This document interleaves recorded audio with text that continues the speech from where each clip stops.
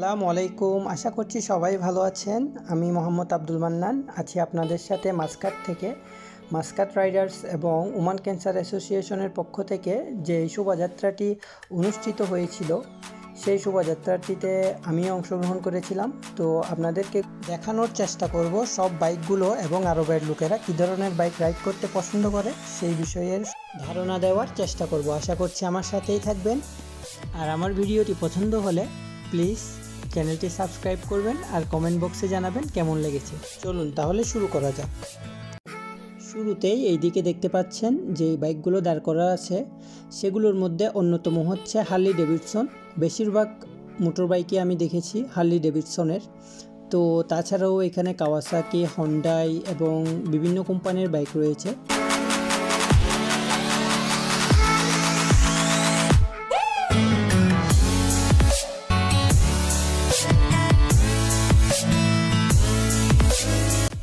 এই বাইকটি আমি প্রথম টিভিতে দেখেছিলাম, জন আব্রাহামের কাছে আছে, নাম জানি না, অবশ্য সম্ভবত ইয়ামাহা কোম্পানির হতে পারে। যদি আপনারা কেউ জেনে থাকেন অবশ্যই জানাবেন।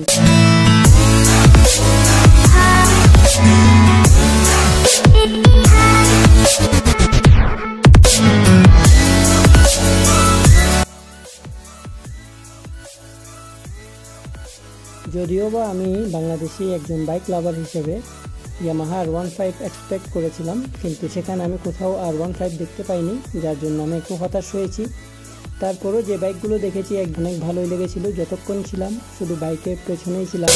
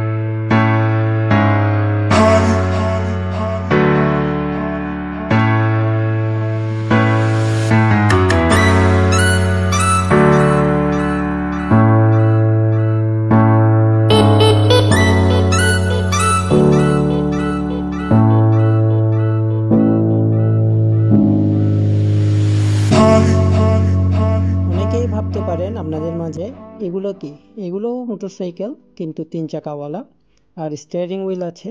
আর এগুলোর নাম হচ্ছে পোলারিস স্লিংশট। তো বাংলাদেশে সচরাচর দেখা যায় না, তবে মিডল ইস্টে এগুলো অ্যাভেলেবেল। আর আশা করছি ঢাকাতে থাকলেও থাকতে পারে। আপনাদের মাঝে কেউ যদি ঢাকাতে থেকে থাকেন, ঢাকা থেকে যদি কেউ আমার ভিডিওটি দেখে থাকেন, তাহলে কমেন্ট বক্সে অবশ্যই জানাতে ভুলবেন না স্লিংশট বাংলাদেশে আছে কি নেই।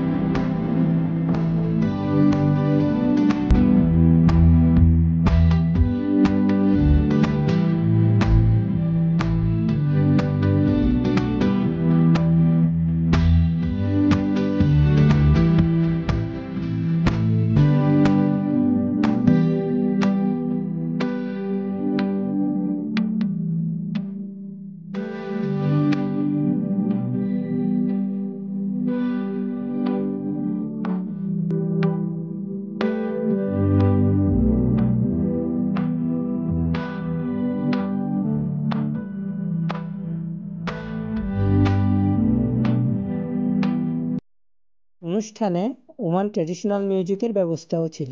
চলেন শুনে আসি ওমানের ট্র্যাডিশনাল মিউজিক।